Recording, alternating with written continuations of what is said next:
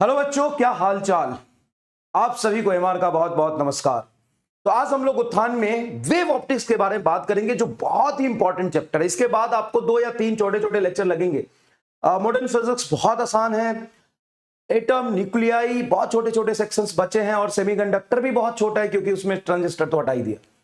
तो जल्दी कंप्लीट करने वाले हैं हम ये सेक्शन। तो आज हम लोग बात करेंगे वेव ऑप्टिक्स के बारे में। वेव ऑप्टिक्स में क्या क्या होता है। तो सबसे पहले इंट्रोडक्टरी पार्ट है, हाइजन थ्योरी क्या होता है, वेव फ्रंट क्या होता है, डिफरेंट रिफ्रैक्शन और रिफ्लेक्शन के बाद वेव फ्रंट कैसा बनेगा। इस पे आपको भाई साहब पूरी पीएचडी करा देंगे वेव फ्रंट में। नेक्स्ट पॉसिबल जो सबसे ज्यादा प्रोबेबिलिटी बनता है क्वेश्चन आने का है वाईडीएससी। वाईडीएससी में सिंपल फॉर्मूला बेस्ड, एकदम सिंपल फॉर्मूला बेस्ड, यह एक थ्योरेटिकल बेस्ड सवाल बनता है जिसपे एकदम ही मोक्ष दिला देंगे आपको। वाईडीएससी खतरनाक, पूरा समझाएंगे और बहुत सारे सवाल कराएंगे। उसके बाद बेटा इंटरफेरेंस ही होता है वाईडीएससी में। Interference why I max I min, different different phase difference पे इंटरफेरेंस पैटर्न कैसा बनेगा। मुश्किल सेक्शन यहां पे होता है, जो बच्चों को समझने में दिक्कत आती है, वो आती है डिफ्रैक्शन। तो इसका एक शानदार तरीका ढूंढा है मैंने समझाने का, आज मैं आपको बताऊंगा। कोई एक्सप्लेनेशन नहीं, कुछ नहीं, सीधा दिमाग में घुसेगा। आज डिफ्रैक्शन देखना, एक अलग पैटर्न से एक्सप्लेन कर दूंगा डिफ्रैक्शन। मतलब आप समझो, डिफ्रैक्शन इंटरफेरेंस समझ में आ गया ना, वाईडी से समझ में आ गया ना, तो इंटरफेरेंस डिफ्रैक्शन समझ में आ गया। डायरेक्ट उसी से लिंक करके समझा दूंगा। सर वही बताओगे ना कि इसका उसका इंटरचेंज हो जाता है? नहीं, देखो अभी। और उसके बाद है मालूस लॉ, पोलराइजेशन में Malus law and Brewster angle. Brewster angle, ये 2 टॉपिक है यहां पर। तो चलिए शुरू करते हैं जर्नी को, है ना। जर्नी को शुरू करते हैं। सबसे पहले समझते हैं कि हाइजन ने क्या क्या बताया था। तो हाइजन ने बताया था कि लाइट वेव है, और लाइट को वेव मान के डिफ्रैक्शन इंटरफेरेंस को एक्सप्लेन किया, लेकिन पोलराइजेशन एक्सप्लेन नहीं हो पाया। लाइट को वेव एज्यूम किया था हाइजन ने। लाइट को क्या एज्यूम किया था? वेव। कौन सा वेव एज्यूम किया था? Longitudinal wave. Longitudinal wave assume किया था। लॉन्गिट्यूडनल वेव एज्यूम किया था, और इससे ही उन्होंने इंटरफेरेंस और डिफ्रैक्शन को एक्सप्लेन किया था। क्या किया था? इंटरफेरेंस एंड डिफ्रैक्शन को एक्सप्लेन। यही बात हो गई सर, यही बात हो गई। लाइट को वेव एज्यूम किया था किसने? हाइजन ने, और उसको लॉन्गिट्यूडनल वेव एज्यूम किया था, जिसे इंटरफेरेंस और डिफ्रैक्शन एक्सप्लेन किया। अब अब अब अब अब अब अब अब पोलराइजेशन। पोलराइजेशन पोलराइजेशन सिर्फ ट्रांसवर्स वेव का होता है। ट्रांसवर्स वेव का होता है।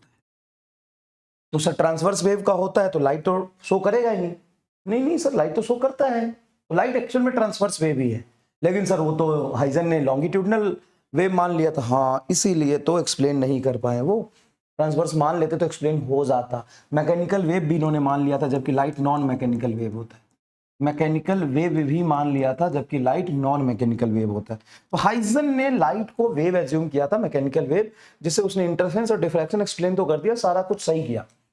लेकिन पोलराइजेशन जब एक्सप्लेन नहीं हो पाए तो लोगों ने ध्यान से देखा, तो बोला कि अरे यार, ये तो ट्रांसवर्स वेव से होगा, और लाइट ट्रांसवर्स वेव ही है, इसलिए लाइट पोलराइजेशन शो करता है। उसके बाद आती है कि वेव इक्वेशन क्या होगा। तो वेव इक्वेशन होगा जैसे y is equal to A sine K Y minus omega T. क्या ये वेव इक्वेशन सही है? तो अभी अभी मैंने ईएम वेव आपको पढ़ाया था, और वहां पे पूरी फील कराई है, यस ये सही है। लेकिन ये कैसा वेव इक्वेशन है? Longitudinal wave equation. ये साउंड के लिए तो सही है, but correct for the sound. Correct wave equation is correct for sound, correct for sound, but not for light and EM wave. Light and EM wave, ये EM wave के लिए सही नहीं है, क्योंकि जिधर वेव चल रहा है वाई में, उधर ही पार्टिकल ऑसिलेट कर रहा है। यहां पे इक्वेशन होगा Y is equal to A sine K X minus omega T, या होगा जेड बराबर A sine K Y minus omega T. ये लाइट के लिए वेव इक्वेशन सही है। ये लाइट के लिए वेव इक्वेशन सही है। अब यहां पे सबसे इंपॉर्टेंट फॉर्मूला जो आपको एसएचएम में काम आता है, वेव में काम आता है, साउंड वेव में काम आता है, ईएम वेव में काम आता है, वेव ऑप्टिक्स में काम आएगा, आगे भी 1-2 चैप्टर में काम आता है। तो इतना काम आता है। हाँ, क्या? एक एमआर स्टार कंसेप्ट, एक एमआर स्टार बताया था रिलेट करके कि 2 पाई बटा डेल्टा फाई टोटल फेज एक लूप में होता है। 2 पाई एंगल टोटल एंगल बटा फेज डिफरेंस डेल्टा फाई बराबर लेमडा बटा डेल्टा एक्स बराबर टी बटा डेल्टा टी। याद है ये? हाँ सर, ये रेशियो डायमेंशनलेस होता है, तो मैक्सिमम एंगल बटा दो बी पॉइंट के बीच का एंगल और मैक्सिमम वेवलेंथ बटा उसी दो पॉइंट के बीच का पाथ डिफरेंस, टोटल टाइम बटा डेल्टा टी टाइम डिफरेंस। यहां से दोनों को रिलेट करोगे बड़ा सुंदर तरीके से, देखना अच्छे से, देखना अच्छे से। डेल्टा फाई को उठा के यहां लाओ और इन दोनों को उधर ले जाओ, तो 2 पाई लेमडा नीचे डेल्टा एक्स ऊपर, लेमडा नीचे डेल्टा एक्स ऊपर बराबर डेल्टा फाई बन जाएगा। हाँ, तो ये है पाथ डिफरेंस। क्या है? Path difference. दो पॉइंट के बीच में अगर आपको पाथ डिफरेंस पता है तो उसी दो पॉइंट के बीच का फेज डिफरेंस निकल जाएगा। फेज डिफरेंस बराबर 2 pi by lambda into delta x. Sir लेकिन मुझे तो डेल्टा एक्स चाहिए, तो डेल्टा एक्स यहां रहने दे, इन सब को उधर ले जा, तो लेमडा बटा 2 पाई इंटू डेल्टा फाई ले लो उठा के। बोल मजा आया कि नहीं? तो अगर तुम्हें पाथ डिफरेंस पता है तो फेज निकाल लोगे, और फेज डिफरेंस पता है तो पाथ डिफरेंस निकाल लोगे। और यही तो करना है पूरे वेव ऑप्टिक्स में, एसएचएम में, वेब में, ईएम वेव में ही तो करना है। बहुत सारे सवाल इस पे आते हैं, डायरेक्ट सवाल आते हैं, और डायरेक्ट सवाल ना भी आए तो इंटरफेस में क्या करते हो? यही तो करते हो। अगर मान लो कहीं पे तुम्हारा फेज डिफरेंस, मैंने बोला कि फेज डिफरेंस है n इंटू 2 पाई, तो इसी फेज डिफरेंस के करस्पॉन्डिंग पाथ डिफरेंस क्या होगा? तो delta x path difference, delta x बराबर होगा लेमडा बटा 2 पाई इंटू डेल्टा फाई। ऐसे लिखते हैं क्या सर? ऐसे लिखते हैं। तो डेल्टा एक्स बराबर लेमडा बटा 2 पाई, डेल्टा फाई को रखेंगे n इंटू 2 पाई, यहां से 2 पाई से 2 पाई कैंसिल हो जाएगा, n लेमडा। ये पाथ डिफरेंस आया। ये पाथ डिफरेंस किस पॉइंट के बीच में है? उसी दो पॉइंट के बीच में, जिस दो पॉइंट के बीच में ये फेज डिफरेंस है, इस फेज डिफरेंस के करस्पॉन्डिंग ये पाथ डिफरेंस है। ये समझना होता है। सर ये तो बहुत आसान है। हाँ, तो मैंने कब बोला मुश्किल है? बहुत बहुत बहुत ज्यादा आसान है। अब यहाँ पे तीन तरह के सोर्स होते हैं जो लाइट वेव या कोई भी ट्रांसवर्स वेव इमिट करते हैं। एक होता है पॉइंट सोर्स, पॉइंट सोर्स। दूसरा होता है लाइन सोर्स, और तीसरा होता है बेटा प्लेनर सोर्स। ये तीन तरह के मोटा सोर्स होते हैं। तो ठीक है, ये तीन तरह के सोर्स होते हैं। अब इससे जब वेव निकलता है तो हम तो वेव तो समझेंगे, इंटेंसिटी एम्पलीट्यूड तो समझेंगे, हम एक और चीज समझते हैं, वेव फ्रंट। वेव फ्रंट क्या होता है?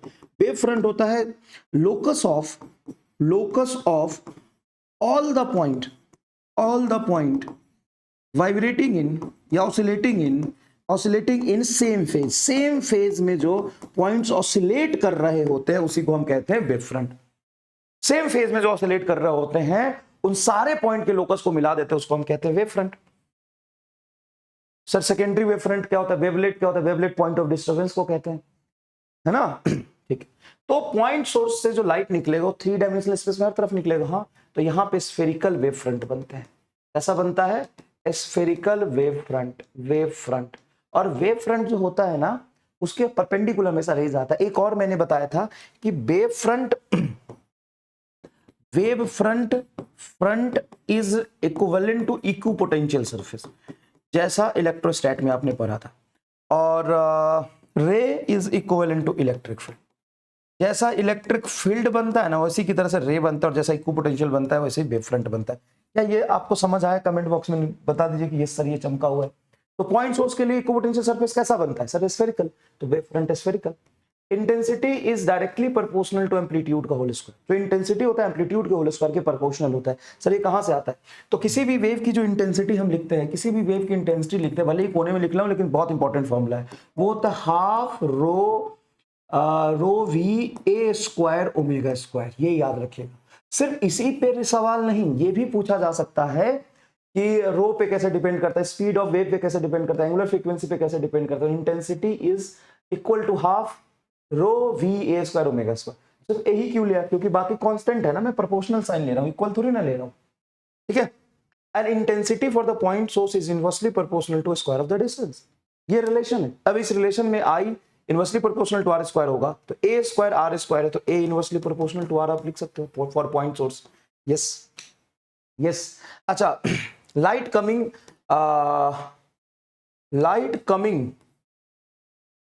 Coming from point source like sun which is at infinity, which is at large distance। infinity मतलब large distance, तो यहां पे जो वेव फ्रंट होगा वो प्लेनर वेव फ्रंट होगा, प्लेनर वेव फ्रंट होगा। क्या होगा? प्लेनर वेव फ्रंट होगा। काम की बातें सारी बता रहा हूं भाई साहब, छोटी छोटी मगर मोटी बातें ये, ठीक है। लीनियर सोर्स के लिए क्या होगा? Cylindrical, cylindrical, cylindrical wave front होता है। कैसा होता है? सिलिंड्रिकल वेव फ्रंट होता है। Intensity directly proportional to amplitude का होल स्क्वायर बटा इनवर्सली प्रोपोर्शनल टू डिस्टेंस।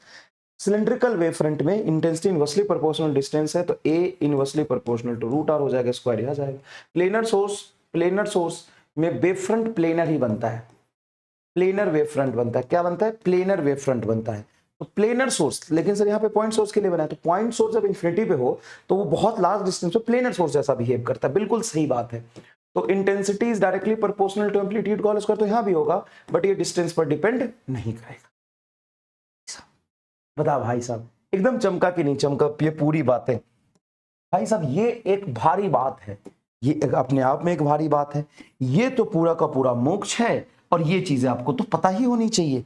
बताओ, ये दोनों स्लाइड पे अगर आपको फील आ गया पूरा ये सब का, ये तो भाई साहब गर्दा है, 4-5 चैप्टर में यूज आ जाता है। बोलो ये मास्टर गर्दा विजुअलाइजेशन है कि नहीं सभी चीजों का? यहां तक बोलो एकदम गर्दा हो गया कि नहीं? पक्का? चलिए अब आगे बढ़ते हैं। अब वेव फ्रंट कैसा बनाते हैं वो देखिए। जैसे मान लीजिए कि पॉइंट सोर्स है, इस तरफ चारों तरफ लाइट निकल रहा होगा, चारों नहीं, 8 6 जितना होता है 3 डायमेंशनल स्पेस में, तो ये वेव फ्रंट बनेगा ऐसा। तो जैसे डाइवर्जिंग रे है, तो देखो ये है ना, यहाँ पॉइंट से ऐसे निकल रहा है, ये वेव फ्रंट है। ये इधर भी वेव फ्रंट ये बना, ये वेव फ्रंट है, ये वेव फ्रंट, ये वेव फ्रंट।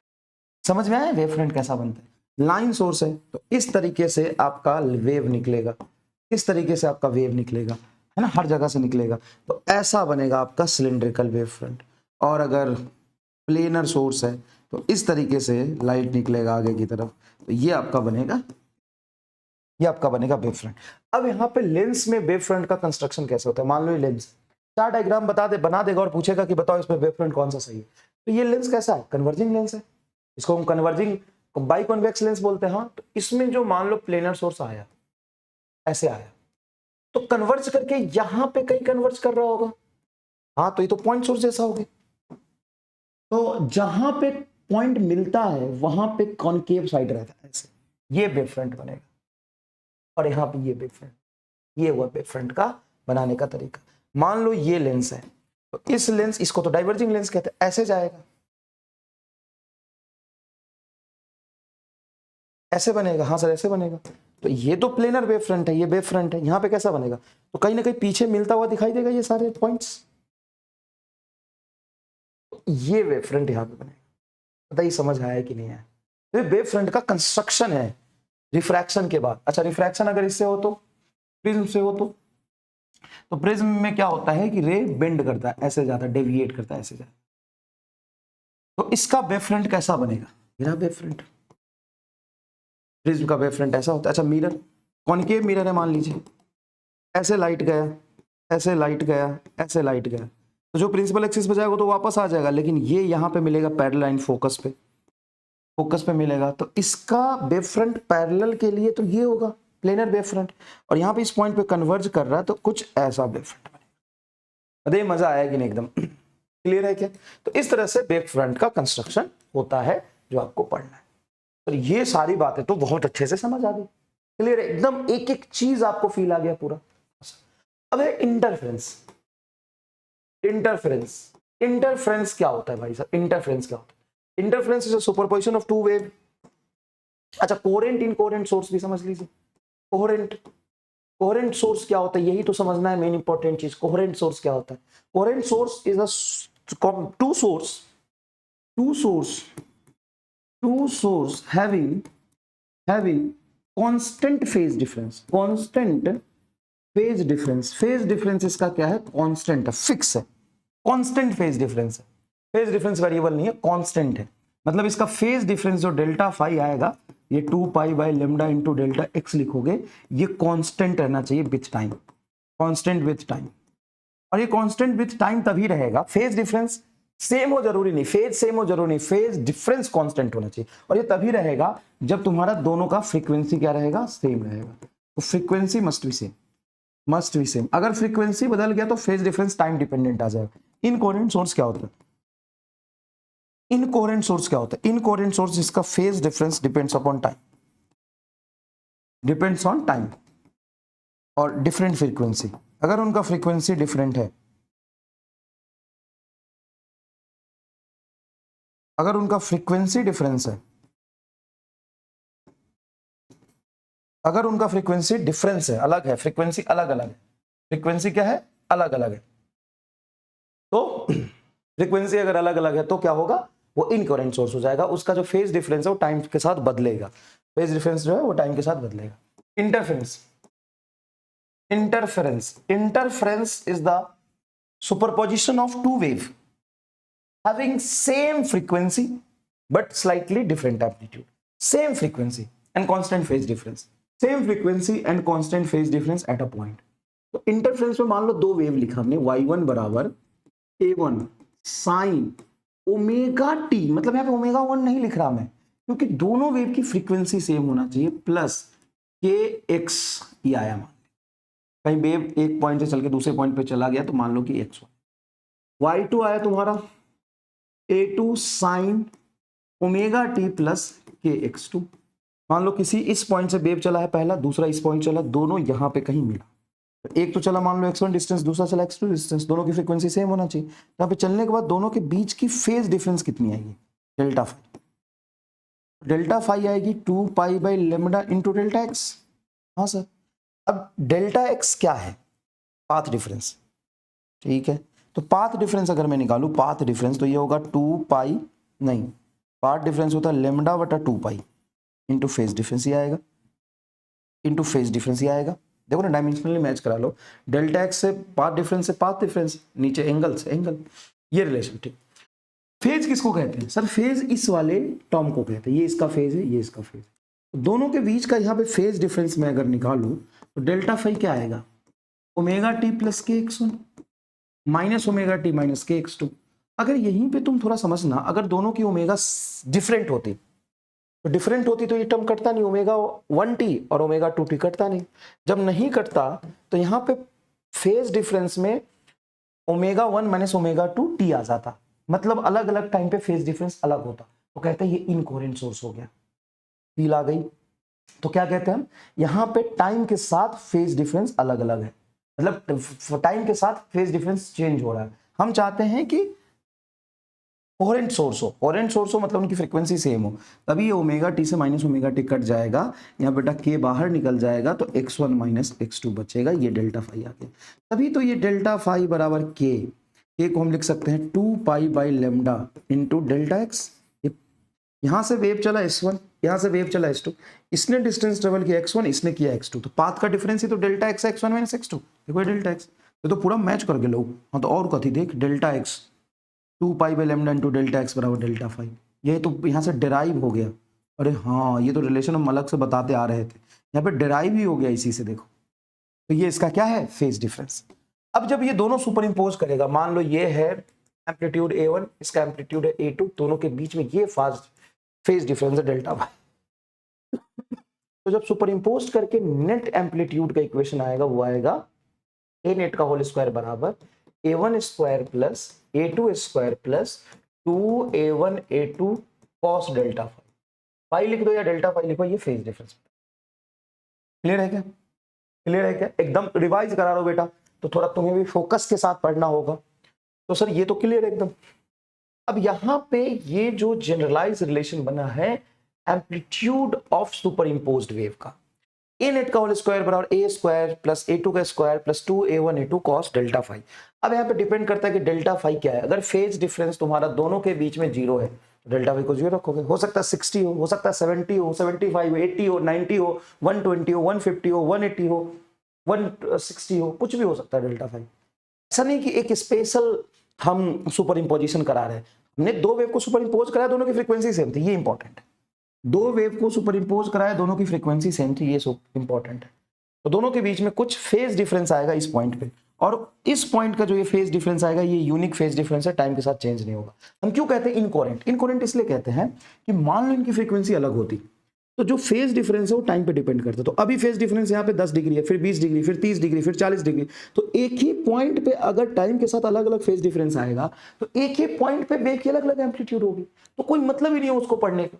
हम कब इसकी स्टडी करेंगे? जब ये एक फिक्स पैटर्न पे दिखाएगा, सस्टेनेबल पैटर्न होगा। कब सस्टेनेबल पैटर्न होगा? कब एक फिक्स पैटर्न हमको यहाँ दिखाई देगा? जब यहाँ पे एक पॉइंट पे जो फेज डिफरेंस आ जाए वो फिक्स रहे, और फेज डिफरेंस इस पॉइंट पे जो आ गया वो टाइम के साथ अब चेंज नहीं होगा, इसीलिए ये लिखा। क्लियर आ रहा है? हाँ। अब बताओ, इंटेंसिटी एम्पलीट्यूड के होल स्क्वायर के प्रोपोर्शनल होता है, ये तो हम जानते हैं, इंटेंसिटी एम्पलीट्यूड के होल स्क्वायर के प्रोपोर्शनल। तो a1 का स्क्वायर है तो यहाँ पे i1 आ जाएगा, हाँ i1 आ जाएगा। a2 का स्क्वायर तो i2 आ जाएगा, plus 2 root i1 root i2 cos delta phi, ये i नेट आ गया। ओ भाई साहब मजा आ गया। और फेज डिफरेंस 0 भी हो सकता है, 2 पाई भी हो सकता है, पाई बाई 4 भी हो सकता है, पाई बाई 6 भी हो सकता है, 2 पाई बाई 3 भी हो सकता है, 5 पाई बाई 6 भी हो सकता है, पाई बाई 7 हो सकता है, पाई बाई 10 हो सकता है, पाई बाई 12 हो सकता है, कुछ भी हो सकता है फेज डिफरेंस। अब बहुत सारे पॉसिबल फेज डिफरेंस मतलब दोनों के बीच का एंगल। अब बहुत सारे पॉसिबल फेज डिफरेंस में मैं एक यूनिक फेज डिफरेंस अगर ये मान लूं, if phase difference is 0, sorry phase difference is 0 या 2 पाई या 4 पाई या 6 पाई या 6 पाई 8 पाई या 9 पाई 10 पाई, इवन बोल देता हूँ सीधा डेल्टा फाई को बोल देता हूँ n इंटू 2 पाई, जहाँ पे n इंटीजर है जिसकी वैल्यू 0 1 2 3 4 5 कुछ भी रखो, इवन ही आएगा क्योंकि 2 पाई से मल्टीप्लाई कर रहे हैं इनको। इन सारे एंगल्स पे cos डेल्टा फाई की वैल्यू 0, तो cos डेल्टा फाई सॉरी 1 होती है इन सारे एंगल पे, जैसे cos 0 1, cos 2 पाई 1, cos 4 पाई 1, इन सारे की वैल्यू क्या होती है? 1 होती है। इसको कहते हैं हम स्पेशल नाम देते हैं कंस्ट्रक्टिव इंटरफेरेंस। जब फेज डिफरेंस 0 है मतलब ये दोनों सेम डायरेक्शन में सुपर इंपोज कर रहे हैं, इस केस में ही एम्पलीट्यूड तुम्हारी मैक्सिमम आती है, इससे ज्यादा मैक्सिमम एम्पलीट्यूड किसी एंगल पे नहीं आएगा। जो इवन पाई एंगल्स होंगे उसी पे सबसे मैक्सिमम एम्पलीट्यूड है, इसलिए इसको स्पेशल नाम दिया। ऐसा नहीं कि डेल्टा फाई 0 2 पाई पे देखना, डेल्टा फाई पाई बाई 12 पे देख सकते हैं, पाई बाई 6 पे देख सकते हैं, पाई बाई 8 पे देख सकते हैं, पाई बाई 12 पे देख सकते हैं, पाई बाई 7 पे देख सकते हैं, पाई बाई 4 पे देख सकते हैं, 2 पाई बाई 3 पे देख सकते हैं, 2 पाई बाई 6 पे देख सकते हैं, तो कुछ भी रखे यहाँ पे डेल्टा फाई। लेकिन सर 0 ही क्यों लिया? क्योंकि 0 एंगल एक ऐसा एंगल है जिस पर मैक्सिमम एम्पलीट्यूड आ रहा, इसलिए इसको कंस्ट्रक्टिव इंटरफेरेंस बोल दिया। आई मैक्सिमम बोलो क्या होगा? आई मैक्सिमम होगा ये आपका क्या हो जाएगा बेटा? 1। हाँ सर ये हमारा हो गया 1, तो ये हो जाएगा i1 i2 2 root under i1 i2, मतलब root under i1 plus root under i2 का होल स्क्वायर। देखो सर कैसे नहीं समझ में आया, ए रूट i1 का होल स्क्वायर i1 होगा, रूट i2 का होल स्क्वायर i2 होगा, वैसे समझो रूट i1 का होल स्क्वायर रूट i2 का whole square plus 2 root i1 root i2, तो रूट i1 प्लस i2 का होल स्क्वायर ही तो बनेगा। अच्छा ये भी छोड़ दो, एक ऐसा करो, एक ऐसा काम करो कि अगर cos फाई यहाँ पे 0 है तो ये फाई की वैल्यू 0, तो cos फाई 1 आएगा। हाँ ए स्क्वायर a2 का square plus 2 a1 a2 a1 plus a2 का होल स्क्वायर आएगा। हाँ a1 प्लस a2 का होल स्क्वायर क्या a मैक्स का स्क्वायर होगा। हाँ और इसी को तो इंटेंसिटी बोल सकते हैं। हाँ तो ये हो जाएगा a1 प्लस a2 का होल स्क्वायर, ये आई मैक्स आ गया। ए नेट जो तुम्हारा होगा, ए नेट जो तुम्हारा होगा, अगर ए नेट यहाँ से निकालोगे तो क्या होगा? ए नेट इस स्क्वायर को उधर ले जाओ, रूट अंडर ए प्लस बी का होल स्क्वायर, रूट से स्क्वायर कैंसिल होगा, ये सिंपल बनेगा a1 प्लस a2, और तभी तो इसका स्क्वायर करेंगे तो n प्लस a2 का होल स्क्वायर आई मैक्स का स्क्वायर। ये है constructive interference. Constructive interference, constructive interference, interference जो आपको मिला है ना वो फेज डिफरेंस n इंटू 2 पाई में मिला। सर इसके क्रॉसपोंडिंग पार्ट डिफरेंस कितना होना चाहिए? कोई टेंशन नहीं है, 2 पाई जब फेज डिफरेंस होता है तभी तो पाथ डिफरेंस लेमडा आता है। 2 पाई को सीधा लेमडा रख दो, कहीं पाई दिखे वहां पे लेमडा बाई 2 रख सकते हो। 2 पाई फेज डिफरेंस के करस्पॉन्डिंग ही पार्ट डिफरेंस लेमडा होता है, तो पाई फेज डिफरेंस के corresponding lambda by 2 path difference होगा। 2 पाई को रख दो वहां पे, लेमडा खत्म करो इन लेमडा। ये कंस्ट्रक्टिव इंटरफेरेंस का पॉसिबल फेज डिफरेंस और पार्ट डिफरेंस। यहाँ पे n तुम्हारा इंटीजर 0 1 2 3 4 में होगा, तो इसी तरीके से डेल्टा फाई की पॉसिबल वैल्यू क्या होगी? 0 2 pi 4 pi 6 pi 8 pi even pis. Delta x की क्या होगी? डेल्टा एक्स हुई 0 lambda 2 lambda 3 lambda 4 lambda 5 lambda lambdas. All possible lambdas, lambda 2, lambda 3, lambda 4, lambda 5, lambda. अब इनकी वैल्यू रखो। उस केस में इंटेंसिटी मैक्सिमम होगी और वो होगी a1 प्लस a2 का होल स्क्वायर। a1 को ही तो रूट i1 कहते हैं, a2 को ही तो रूट i2 कहते हैं, तो इसका होल स्क्वायर। बोलो झमाझम। सर अगर 30 डिग्री है तो क्या होगा? 30 डिग्री है तो यहाँ पे डेल्टा फाई की वैल्यू 30 रख, cos 30 की वैल्यू होती रूट 3/2, रूट 3/2 के टर्म्स में कैलकुलेट कर, अलग रिजल्ट आएगा। ये तो एक स्पेशल रिजल्ट है। डिस्ट्रक्टिव इंटरफेरेंस क्या होगा? डिस्ट्रक्टिव इंटरफेरेंस क्या होगा? तो डिस्ट्रक्टिव इंटरफेरेंस होता है जब इंटेंसिटी यहाँ पे क्या हो जाए, मिनिमम हो जाए, और मिनिमम इंटेंसिटी आएगा बेटा डेल्टा फाई तुम्हारा पाई पर, cos फाई की वैल्यू -1 होती है इसीलिए। तो पाई 3 पाई, जैसे ये इवन पाइज बोला था ना देखो 0, 2 पाई, 4 पाई, 6 पाई, ये होगा पाई, 3 पाई, 5 पाई, 7 पाई, पाई रे पाई, ले ले भाई भाई भाई पाई पाई पाई पाई, 3 पाई, 5 पाई, 7 पाई, 9 पाई, 11 पाई, ऐसे। तो ये इसका जनरलाइज टर्म्स कैसे लिखूं मैं? तो जनरलाइज टर्म्स ऐसे लिख सकता हूं 2n - 1 पाई। कैसे? n की वैल्यू शुरू करो 1 से, 0 से शुरू मत करना, 0 नहीं लाना ना, 1 रखो, 1 रखोगे 2 में से 1 जाएगा, n को 1 रखोगे तो 2 दूना 1 1, 2 दूना 1 2, 2 में से 1 जाएगा पाई बनेगा, ठीक है। 2 रखोगे 2 2 4, 4 में से 1 जाएगा 3, 3 रखोगे तो 3 रखोगे, 3 दूना 6, 6 में से 1 जाएगा 5, एकदम सही बैठ रहा। तो 1 2 3 4 5 n की वैल्यू रखो जहां पे डेल्टा फाई आएगा। तो डेल्टा x पाथ डिफरेंस क्या होगा? 2n - 1, 2 pi phase lambda path, तो पाई फेज क्या होगा? λ/2 path.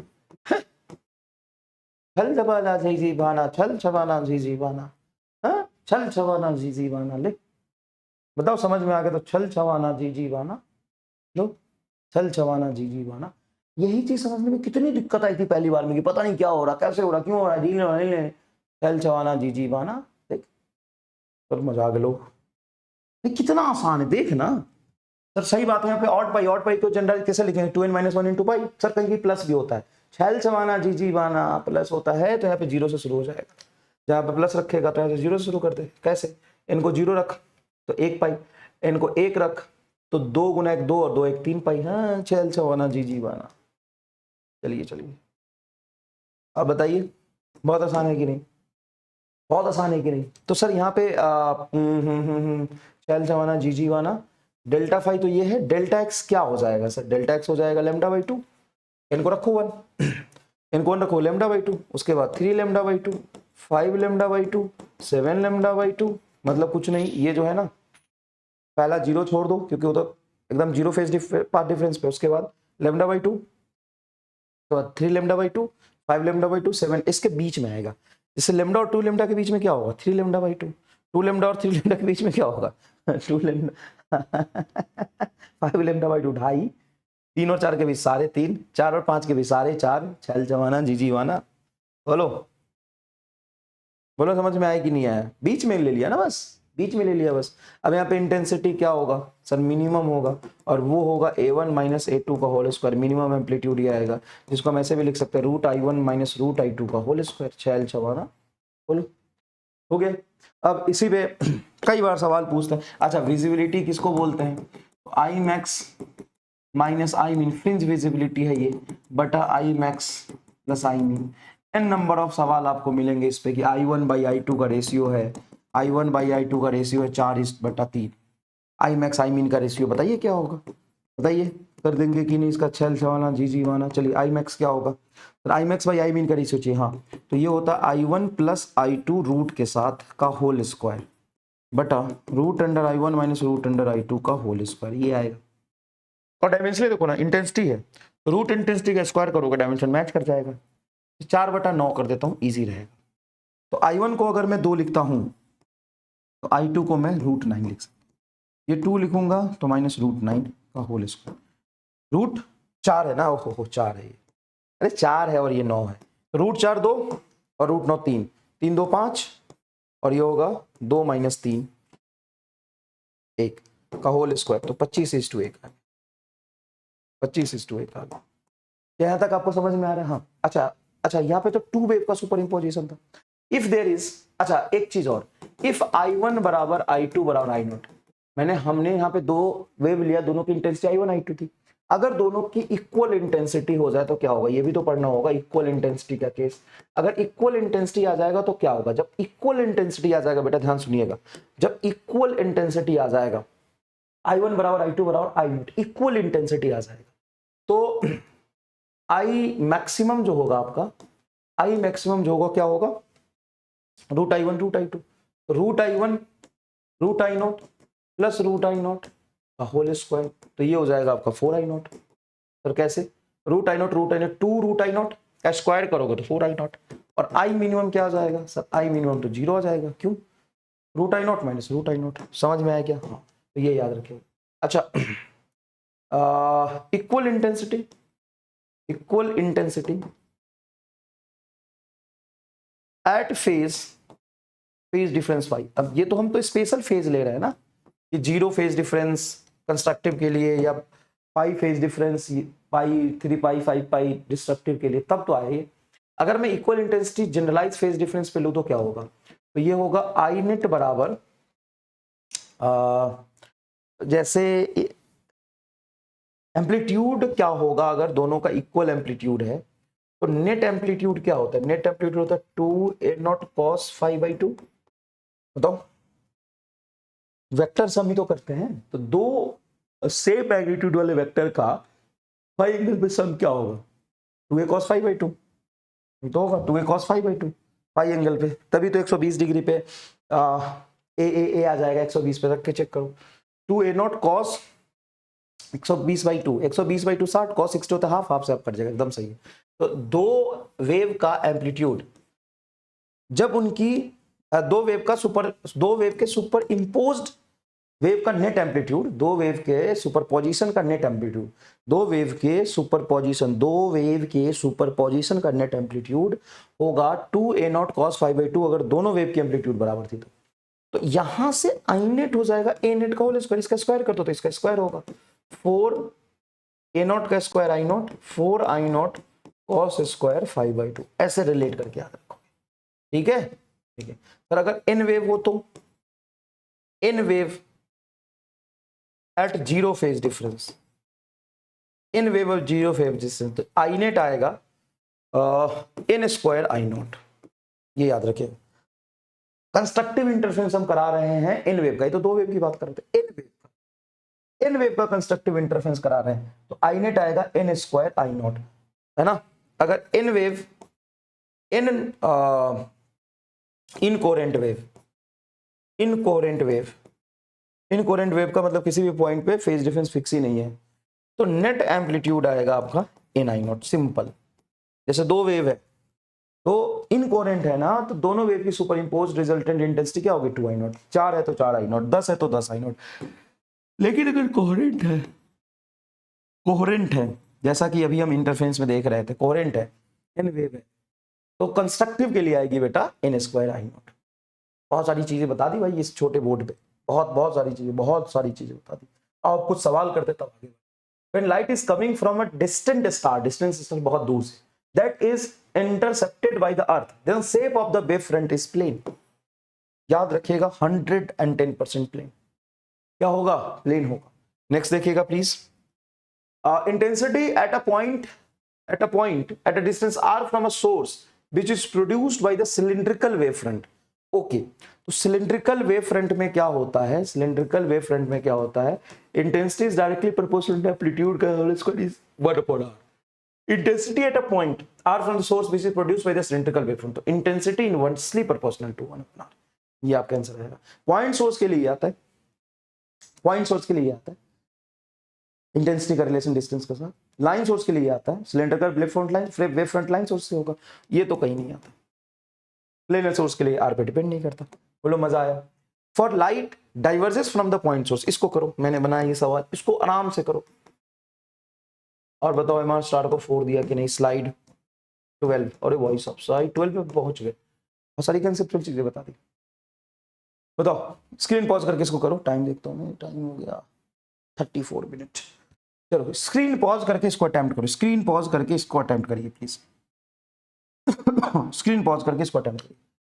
For light diverges from point source से लाइट डाइवर्स कर रहा है, वेव फ्रंट इज स्फेरिकल, सही है।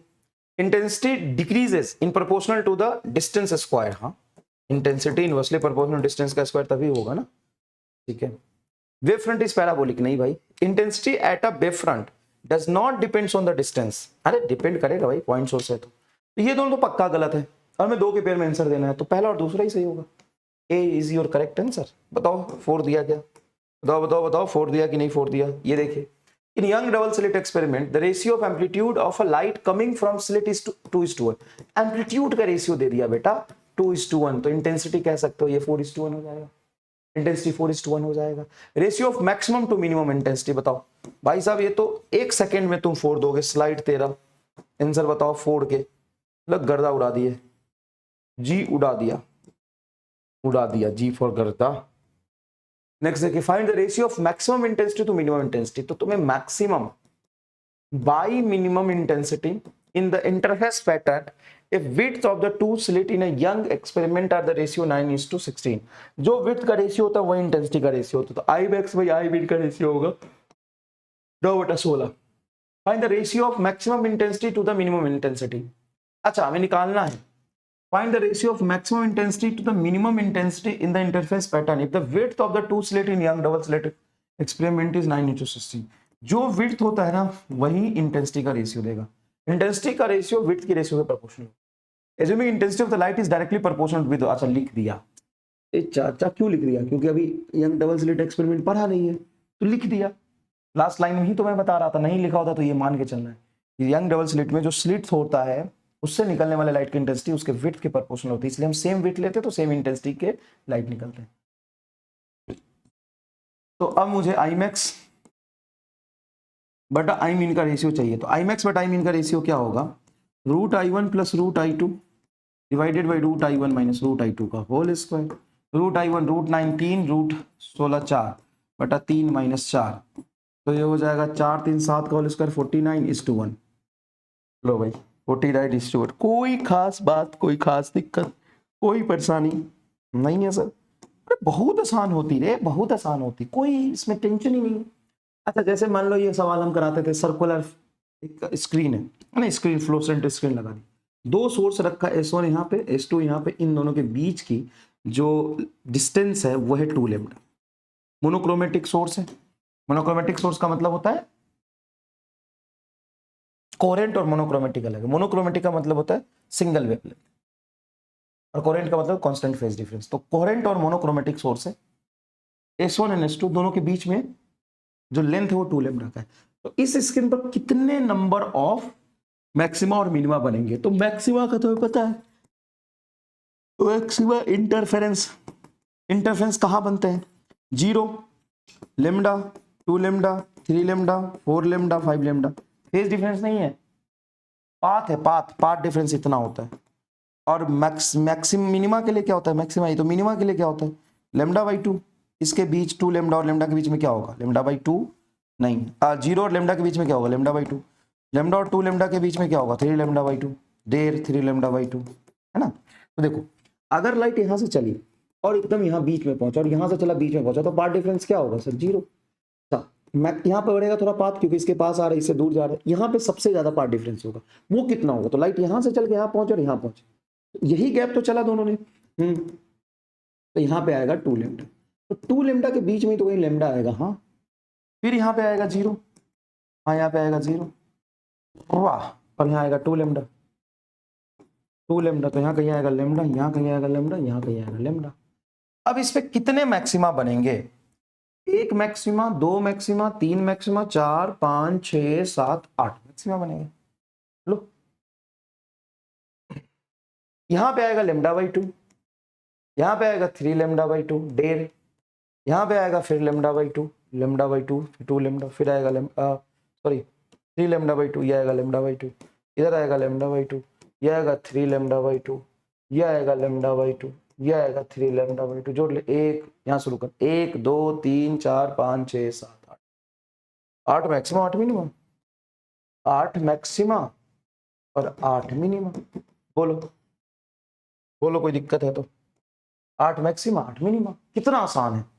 अब देख Young double slit experiment YDSE, NEET में एक सवाल मतलब मेरा इंट्यूशन कहता है कि सर आएगा ही आएगा, वाईडीएससी नहीं तो डिफ्रैक्शन। एक सवाल वाईडीएससी नहीं तो डिफ्रैक्शन से आएगा, और दोनों को मैं रिलेट करके बहुत खूबसूरत तरीके से आज पढ़ाने वाला हूं। देख, मान लो कि ये तो एक सोर्स है और यहां पे एक सोर्स है और ये तुम्हारा स्क्रीन है, तो समझ गया। तो जब ये स्लिट से लाइट निकल के जाएगी तो इनके स्लिट का विड्थ है बेटा कुछ ए, और यहां से यहां पे स्लिट के बीच की जो डिस्टेंस है वो स्मॉल डी, ये है तुम्हारा कैपिटल डी। स्लिट विड्थ हमने लिया ए, इसका भी स्लिट विड्थ, इस विड्थ की डिस्टेंस ए लिया। तो जब यहां से लाइट निकलेगा और सेंटर पे आएगा, इन दोनों के बीच का तुम्हारा पाथ डिफरेंस कितना होगा, डेल्टा एक्स बराबर क्या होगा, 0, क्योंकि जितना डिस्टेंस ये चल के इसके मिड तक गया उतना ही डिस्टेंस लाइट चल के यहां से मिड तक आएगा, तो पाथ डिफरेंस क्या हो जाएगा, 0। अब जैसे हम ऊपर जाएंगे तो पाथ डिफरेंस क्या होगा सर, बढ़ेगा। मैक्सिमम बहुत दूर, मतलब इनफाइनाइटली लार्ज डिस्टेंस पे चला जाऊंगा तो पाथ डिफरेंस क्या होगा, डी के बराबर आएगा। बहुत ऊपर चला गया, बहुत ऊपर चला गया, बहुत ऊपर चला गया, तो ये डिस्टेंस बहुत छोटा हो गया, ये बहुत ऊपर आ गया, तो यहां से जो लाइट पहुंचा और यहां से जो लाइट पहुंचा उसमें कितने का पाथ डिफरेंस आएगा, डी। तो मैक्सिमम कितना पाथ डिफरेंस डेवलप हो सकता है, डी, और वो 0 से बढ़ता जाएगा, मैक्सिमम कितना जाएगा, डी तक। अब मान लो कि वेवलेंथ लेमडा है, तो लेमडा के टर्म्स में ये तुम्हारा कंपेरेबल होना चाहिए स्लिट विड्थ, तभी ये वेव नेचर शो करेगा। और लेमडा से बहुत ज्यादा होना चाहिए ये डिस्टेंस डी, और डी से भी बहुत होना चाहिए ज्यादा कैपिटल डी। ये कंडीशन ऑफ सस्टेनेबल इंटरफेरेंस है। क्या यहां तक बातें क्लियर है? हाँ सर, ये बात तो एकदम झमाझम क्लियर है। अब सुनो ध्यान से। यहां से लाइट आया, यहां पहुंचा और यहां पहुंचा, पाथ डिफरेंस है 0, तो कंस्ट्रक्टिव इंटरफेरेंस बनेगा, जिसको हम कहते हैं central bright, CB, central bright fringe, BF, CBF, central bright fringe, constructive interference यहाँ पे होता है। उसको जैसे ऊपर जाऊंगा तो पाथ डिफरेंस जो आएगा, हो सकता है लेमडा बाई 8 हो जाए। तो 0 पे पाथ डिफरेंस पे इंटेंसिटी ज्यादा होगा कि लेमडा बाई 8 पे इंटेंसिटी ज्यादा होगा। जैसे मान लो 0 पाथ डिफरेंस है, तो 0 पाथ डिफरेंस पे मैक्सिमम कंस्ट्रक्टिव इंटरफेरेंस होगा, इंटेंसिटी मैक्सिमम होगी। अब कहीं ऊपर जा रहे हो तो लेमडा बाई 8 पाथ डिफरेंस है तो इंटेंसिटी थोड़ी कम होगी। लेमडा बाई 4 पार्ट डिफरेंस आया तो इंटेंसिटी और कम होगी। लेमडा बाई 2 पार्ट डिफरेंस आया, वहां पे इंटेंसिटी मिनिमम हो जाएगी, वहां पे डिस्ट्रक्टिव इंटरफेरेंस बनेगा, यहां पे लेमडा बाई 2। तो ऐसा नहीं है कि कंस्ट्रक्टिव में एकदम ब्राइट इंटेंसिटी, एकदम इंटेंसिटी मैक्सिमम, और डिस्ट्रक्टिव में 0। क्या मैक्सिमम ये पूरे में मैक्सिमम रहेगा और अचानक से 0 होगा क्या? नहीं, यहाँ पे इंटेंसिटी हाई होगी क्योंकि 0 पार्ट डिफरेंस है। फिर पार्ट डिफरेंस लेमडा बाई 12 होगा, फिर लेमडा बाई 8 होगा, फिर लेमडा बाई 4 होगा, तब जाके कहीं लेमडा बाई 2 होगा। तो यहाँ पे इंटेंसिटी मैक्सिमम होगी और धीरे धीरे इंटेंसिटी घटते जाएगी और फाइनल इंटेंसिटी क्या हो जाएगा, 0 हो जाएगा लेमडा बाई 2 पे। फिर थोड़ी थोड़ी इंटेंसिटी ऊपर नीचे बढ़ेगी। फिर जैसे से ऊपर जाएंगे तो एक जगह पार्ट डिफरेंस फिर से लेमडा आएगा, फिर से 3 लेमडा बाई 2 आएगा, फिर से 5 क्या होगा, 3 लेमडा बाई 2 के बाद 2 लेमडा होगा, फिर होगा 5 लेमडा बाई 2 का 2.5, फिर होगा 3 लेमडा, फिर होगा तेरा 7 लेमडा बाई 2 3.5। इसी तरीके से नीचे होगा लेमडा, फिर होगा 3 लेमडा बाई 2, फिर होगा 2 लेमडा, फिर होगा 5 लेमडा बाई 2। यही तो पैटर्न होगा। हाँ तो सर पैटर्न होगा, तो ये फर्स्ट DI, मजा आ गया लोग। ये तुम्हारा सेकेंड CI कंस्ट्रक्टिव इंटरफेरेंस, ये तेरा सेकेंड DI, ये तेरा थर्ड CI, ये तेरा थर्ड DI, ये तेरा फोर्थ CI। देखो constructive bright fringe, constructive interference, destructive, फिर constructive destructive, constructive destructive, constructive destructive, ये बनता जाएगा। सर ये तो समझ में आ गया। तो क्या आप ये कह सकते हो ये पाथ डिफरेंस है, मतलब देखो ये मैं इसका लेंथ नहीं निकाल रहा कि यहां से यहां का लेंथ है लेमडा बाई 2, ये लेंथ है लेमडा, ये लेमडा है 3 लेमडा, ये लेंथ है क्या? नहीं, जब 2 वेव से लाइट वहां पहुंची है तो उसके बीच का पाथ डिफरेंस इतना आया है, वो है वो। सर समझ गया सर, ये तो मजा आ गया। ठीक है, अब आप एक कोई जनरलाइज पोजीशन लो यहां से वाई डिस्टेंस। मान लो कि यहाँ पे कहीं भी वाई डिस्टेंस पे जनरलाइज पोजीशन लेते हो, तो लाइट यहां से जो चल के आएगी और यहां से जो चल के आएगी, इनके बीच में जो पाथ डिफरेंस आएगा वो आता है d sin थीटा। और एंगल बहुत छोटा है तो इसको अप्रोक्सीमेटली हम d tan थीटा लिखते हैं। d tan थीटा बराबर, अब बताओ ये हमने कॉरस्पॉन्डिंग पाथ डिफरेंस लिखा है, हाँ सर, पार्ट डिफरेंस लिखा है। अब मुझे बताओ किसी भी जनरलाइज वाई पोजीशन पे जाके मैं यहाँ पे पार्ट डिफरेंस लिखता हूँ तो ये डी टेन थीटा आता है। अब डी टेन थीटा की वैल्यू कितनी होना चाहिए अगर मैं कंस्ट्रक्टिव इंटरफेरेंस का पैटर्न देख रहा हूँ तो? सर डी टेन थीटा की वैल्यू पार्ट डिफरेंस है ये कंस्ट्रक्टिव इंटरफेरेंस के लिए तो जीरो लिख लो, जीरो आना चाहिए, नहीं तो लेमडा आना चाहिए, नहीं तो 2 लेमडा आना चाहिए, नहीं तो 3 लेमडा आना चाहिए, फोर्थ कंस्ट्रक्टिव 3 लेमडा पे, मतलब इन लेमडा आना चाहिए, इन लेमडा आना चाहिए। यही तो तूने कंस्ट्रक्टिव इंटरफेरेंस का कंडीशन लिखा है यार। अगर ये पार्ट डिफरेंस इतना है तो डी टेन थीटा को क्या लिख सकते हैं यहाँ पे, ये अगर एंगल थीटा है तो ये ध्यान रखना, ये तुम्हारा कैपिटल डी हो गया और यहां से जो एंगल लेते यही थीटा, तो टैन थीटा होगा बेटा परपेंडिकुलर वाई बटा बेस डी, परपेंडिकुलर वाई बटा base D is equal to N lambda. सबको उधर ले जाओ, वाई को छोड़ दो, तो वाई बराबर होगा n lambda capital D by small d. ये position of nth bright fringe या कंस्ट्रक्टिव इंटरफेरेंस है, position of nth bright fringe और constructive interference, nth bright fringe और कंस्ट्रक्टिव पार्ट डिफरेंस, भाई path difference delta x n lambda के corresponding वहां पे आएगा, तो ये पोजीशन आएगा।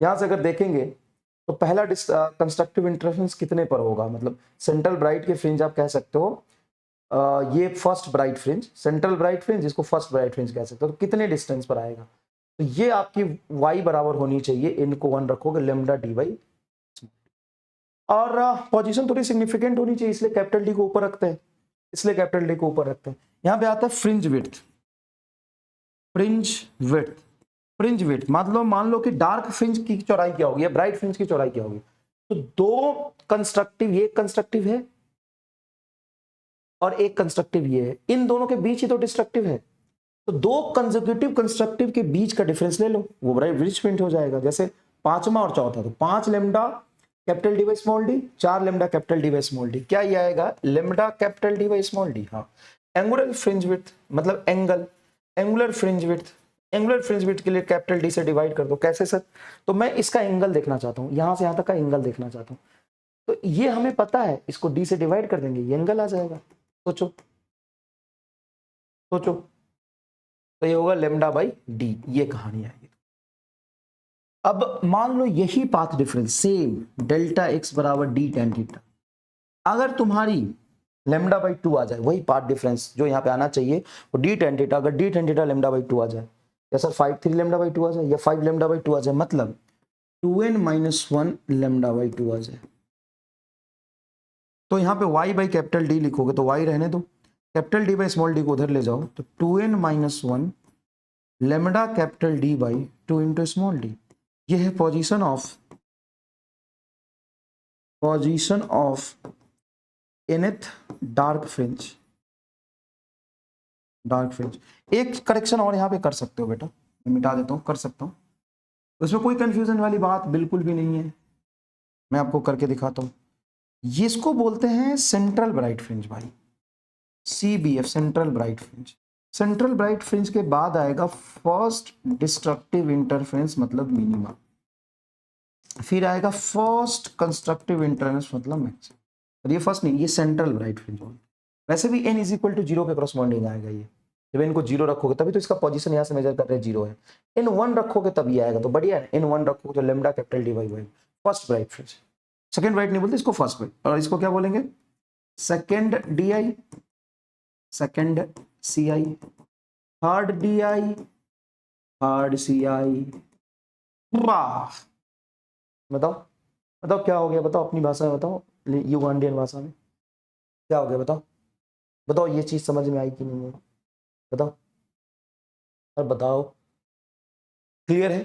हाँ, यहाँ पे एंगुलर फ्रिंज विड्थ पता चल गया। हाँ, और तुम्हें पता है कि पोजीशन उतनी ज्यादा होगी जितना वेवलेंथ होगा। मान लो ब्लू कलर रेड कलर के लिए हमने एक्सपेरिमेंट किया, बताओ ऊपर किसका फर्स्ट ब्राइट फ्रिंज होगा, रेड कलर का, क्योंकि रेड कलर में लेमडा ज्यादा है तो वाई लेमडा पे डिपेंड करता है, फ्रिंज विड्थ लेमडा पे डिपेंड करता है, एंगुलर फ्रिंज विड्थ लेमडा पे डिपेंड करता है, स्लिट के बीच की जो डिस्टेंस है स्मॉल डी उसके इनवर्सली प्रोपोर्शनल होता है फ्रिंज विड्थ या एंगुलर फ्रिंज विड्थ। इन सारी चीजों को अगर मैं एयर में कर रहा हूं तो ये आया, इसी को अगर मैं पानी में कर दूं तो बताओ, पानी में कर दूं तो, मैं इसको कॉपी कर रहा हूं, इन सभी चीजों को अगर मैं पानी में कर दूं तो, मैंने कॉपी किया बस ये, in water, everything in water, कुछ नहीं करूंगा, कुछ नहीं करूंगा, जो वेवलेंथ है वो म्यू टाइम्स कम हो जाएगा। मतलब ये तुम्हारा म्यू टाइम्स कम हो जाएगा, ये म्यू आएगा, एक म्यू आएगा, म्यू आएगा, म्यू आएगा, म्यू आएगा, ममा म्यू आएगा, ममा म्यू आएगा। बस ये है इन एयर और ये है तुम्हारा इन वाटर। खत्म, ये हो गया, खत्म हो गया। बताओ एकदम ही एक्सट्रीम हैप्पीनेस मिली कि नहीं मिली यहाँ पे, बताओ। तो बहुत आसान हो गया। हाँ, और इतना ही नहीं, अब असली मजा आएगा। क्या असली मजा आएगा? बच्चों को मेनली क्या होता है कि डिफ्रैक्शन समझनी है। हाँ सर, डिफ्रैक्शन थोड़ा मुश्किल है। मैंने कुछ नहीं किया है, वही कॉपी किया है बेटा, पीछे है वो स्लाइड, कोई दिक्कत वाली बात। कुछ नहीं किया, वो सारी चीजें एज इट इज है, सारी चीजें एज इट इज है, देख लीजिए। ये है ना, सब कुछ है ना भाई। इन एयर वाली बात हो गई, इन वाटर वाली बात हो गई। अब यहाँ पे देखना, अभी और केसेस पढ़ेंगे हम लोग, बहुत सारे डिफ्रैक्शन के इंटरफेरेंस का सवाल कराऊंगा, लेकिन यहाँ पे एक चीज देखना। एक काम करता हूं, और क्या, इसी के पैरेलल एक फोटो यहाँ पे बनाता हूं, इनमें क्या क्या डिफरेंस होता जा रहा है वो देखना बस।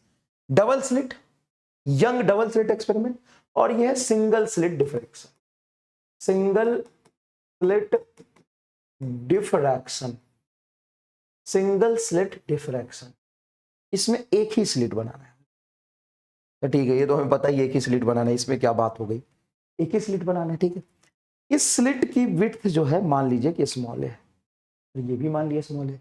यहाँ पे बहुत सारे सोर्स हम एज्यूम कर लेते हैं डिफ्रैक्शन, ये भी मान लिया सर, ठीक है। तो एक मान सकते हो यहाँ पे एक सोर्स है और यहाँ पे एक सोर्स है। वैसे तो बीच में और भी बहुत सारे सोर्स है, लेकिन दो एक्सट्रीम सोर्स को हम कंसीडर करते हैं। सर कर लिया। इन दोनों एक्सट्रीम सोर्स से बीच में जो सेंटर पे आएगा वहां पे पार्ट डिफरेंस कितनी होगी? तो यहाँ पे पार्ट डिफरेंस 0 होगी।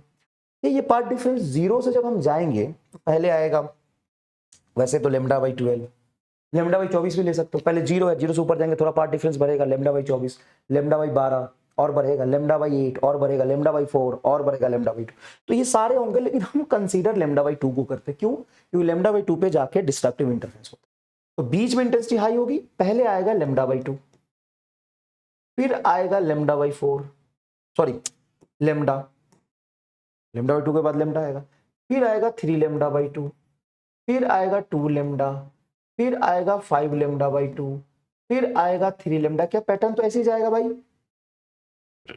हाँ सर, नीचे भी आएगा, हाँ λ/2, लैम्डा, 3λ/2, 2λ, 5λ/2, 3λ, 7λ/2, ऐसे बनेगा। अब इन दोनों में ही स्क्रीन पर जो पाथ डिफरेंस का वेरिएशन है वो सेम रहेगा कि अलग होगा? सर देखो, पार्ट डिफरेंस ऑब्वियस सी बात है, एक स्लिट यहां है और एक स्लिट यहां है, इन दोनों का बीच का पार्ट डिफरेंस कुछ इस तरीके से वेरी करेगा। जो सोर्स आ रहा है लाइट का, उन दोनों के बीच का पार्ट डिफरेंस। अब यहां पे एक सोर्स नहीं है, स्लिट एक है, स्लिट एक है, लेकिन स्लिट पे यहां पे बहुत सारे सेकेंडरी सोर्स हम मानते हैं।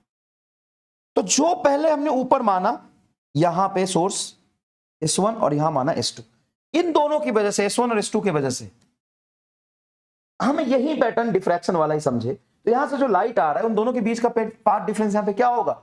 0 होगा। उसके बाद इन दोनों की वजह से पार्ट डिफरेंस क्या होगा? λ/2, फिर आएगा लैम्डा एंड बाकी चीजें। ठीक है सर, अब क्या डिफरेंस है सर? स्क्रीन पे तो पार्ट डिफरेंस जैसे यहां वेरी कर रहा है वहां वेरी कर रहा है, यहां पे इन दोनों लाइट से जो वेव आ रहा है उन दोनों लाइट के बीच का ये पार्ट डिफरेंस है पैटर्न।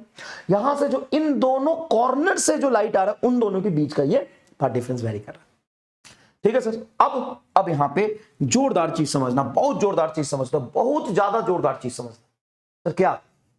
देखना, एक ही चीज है कि यहां पे सेंट्रल ब्राइट फ्रिंज बनेगा। हाँ सर, सेंट्रल ब्राइट फ्रिंज बनेगा सर यहां पर। ये सेंट्रल ब्राइट फ्रिंज में ये वाला रीजन भी इंक्लूड हो जाता है, λ/2 पे भी सेंट्रल ब्राइट फ्रिंज ही बनता है। सर ऐसा क्यों? ऐसा इसीलिए कि इन दो सोर्स के बीच का पार्ट डिफरेंस λ/2 है, जो इन दोनों एक्सट्रीम के हैं।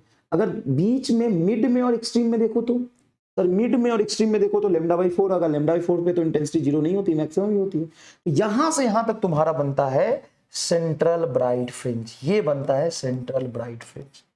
तो उसके बाद तो डार्क आएगा। हाँ, तो ये बनता है तुम्हारा first dark, first dark fringe, मतलब फर्स्ट डिस्ट्रक्टिव इंटरफेरेंस। फिर यहां पे ये बनता है बेटा फर्स्ट कंस्ट्रक्टिव इंटरफेरेंस CI, जिसको हम कहते हैं first secondary maxima. First secondary maxima, secondary maxima इसलिए बेटा क्योंकि ये सेंट्रल ब्राइट फ्रिंज, उसके बाद फर्स्ट ब्राइट फ्रिंज। फिर आता है तुम्हारा यहां पे सेकेंड डिस्ट्रक्टिव इंटरफेरेंस। सर एक मिनट, ये तो पैटर्न उल्टा कर रहे हो सर। कंस्ट्रक्टिव इंटरफेरेंस तब होता था ना जब लेमडा 2 लेमडा 3 लेमडा आता था। हाँ, यहाँ पे जहां लेमडा पे कंस्ट्रक्टिव इंटरफेरेंस आता था, लेमडा पे कंस्ट्रक्टिव इंटरफेरेंस आता था, वहीं पे इन दोनों पे कंस्ट्रक्टिव ले लिया और यहां से डिस्ट्रक्टिव शुरू कर दिया। उसके बाद ये डिस्ट्रक्टिव, ये डिस्ट्रक्टिव, ये डिस्ट्रक्टिव, थर्ड डिस्ट्रक्टिव, ये देखो third destructive, third destructive interference. तो सर ये क्या होगा, ये कंस्ट्रक्टिव होगा। फर्स्ट कंस्ट्रक्टिव, सेकंड कंस्ट्रक्टिव, देखो ये फर्स्ट कंस्ट्रक्टिव, ये सेकंड कंस्ट्रक्टिव, थर्ड कंस्ट्रक्टिव, ये आएगा। सिर्फ सेंट्रल ब्राइट फ्रिंज यहां से यहां। अब सर अगर हम यहां पे देखें, यहां से जो लाइट वेव यहां पे पहुंचा और यहां पहुंचा, अगर ये ए है तो यहां पे पार्ट डिफरेंस आएगा ए साइन थीटा। तो वही बेटा हो गया ए साइन थीटा को हम ए टेन थीटा लिख सकते हैं, ए टेन थीटा लिख सकते हैं, और ए टेन थीटा हो जाएगा बेटा सेंटर से ये वाई और ये distance d, y by d, y by d बराबर एन इंटू लेमडा। ये है तुम्हारा कंडीशन ऑफ डिस्ट्रक्टिव इंटरफेरेंस। देखो ना, destructive interference lambda 2 lambda 3 lambda, यहाँ पे तुम्हारा कंस्ट्रक्टिव डिस्ट्रक्टिव इंटरफेरेंस बनेगा, डिस्ट्रक्टिव इंटरफेरेंस बनेगा जहां पे तुम्हारा पार्ट डिफरेंस एन लेमडा के कॉरस्पॉन्डिंग आएगा। तो y इज इक्वल टू हो जाएगा n lambda capital D by a, और n की वैल्यू होगी 1 2 3 4 5 7 6, मतलब लेमडा 2 लेमडा 3 लेमडा 4 लेमडा 5 लेना। ये डिस्ट्रक्टिव इंटरफेरेंस हो गया। यहाँ पे वही पोजीशन क्या होती थी, y बराबर n lambda capital D by a, इसको हम कहते थे कंडीशन ऑफ कंस्ट्रक्टिव इंटरफेरेंस, है ना। और वहां हो जाएगा एन लेमडा बाई ए पर डिस्ट्रक्टिव इंटरफेरेंस। क्या होगा, डिस्ट्रक्टिव इंटरफेरेंस। इसमें कंस्ट्रक्टिव 0 पे, डिस्ट्रक्टिव लेमडा बाई 2 पे, कंस्ट्रक्टिव लेमडा पे, डिस्ट्रक्टिव 3 लेमडा बाई 2 पे। तो ये दोनों सेंट्रल ब्राइट फ्रिंज में आ गया, बस यही फर्क है बस। अब बताओ ये फर्क चमका कि नहीं चमका बहुत अच्छे से? हाँ, जो आसान हो गया, बस इतना हमें ध्यान रखना है। ये वाला तुम्हारा कंस्ट्रक्टिव में आ गया, तो ये डिस्ट्रक्टिव कंस्ट्रक्टिव डिस्ट्रक्टिव कंस्ट्रक्टिव। तो कंस्ट्रक्टिव का कंडीशन क्या होगा, y is equal to 2n-1 lambda capital D by 2a, लपेट दिया। तो n बराबर यहां से शुरू होगा 2 से, 2 दूना 4 में 2 3 4 5, ये तुम्हारा कंस्ट्रक्टिव इंटरफेरेंस। सर यहाँ पे सेंट्रल में ही आ जाएगा, ये दूसरे से ये उठा लेंगे, दूसरा तीसरा चौथा, बताओ खत्म।